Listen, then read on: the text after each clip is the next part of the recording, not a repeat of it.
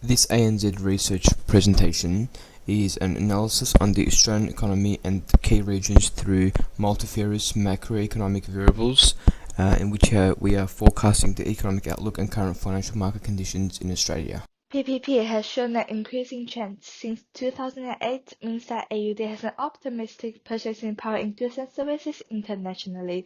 PPP is associated with inflation rate. Inflation rate in Australia is lower than in the US, meaning that prices are high in the US, leading to AUD being undervalued.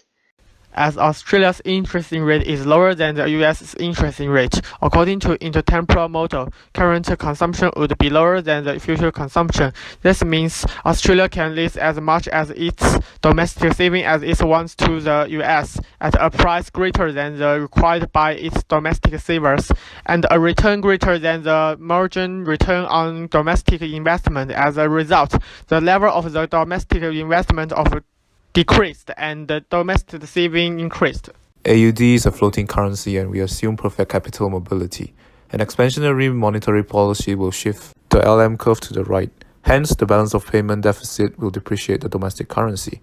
This will increase net exports since foreigners can now buy more of Australia's product with the same amount of money, which will shift the IS curve to the right.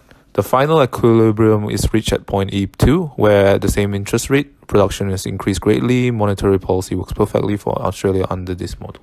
An expansionary fiscal policy will shift the IS curve to the right. The economy will therefore have a balance of payment surplus, which in this case of flexible exchange rate will appreciate the domestic currency. This will decrease net exports as price in terms of foreign currency would be higher. This drop in net exports will shift the IS curve back to its original position. Since now the final equilibrium corresponds to the initial equilibrium, we now know fiscal policy is no good according to this model.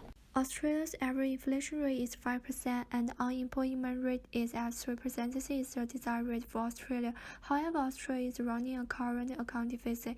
According to the Swan diagram, Australia would sit on the internal balance but not on the external balance, because internal balance is relatively inelastic and external balance is relatively elastic. An increase in nominal exchange rate, which increases the production and reduces spending on tradables, would restore external balance.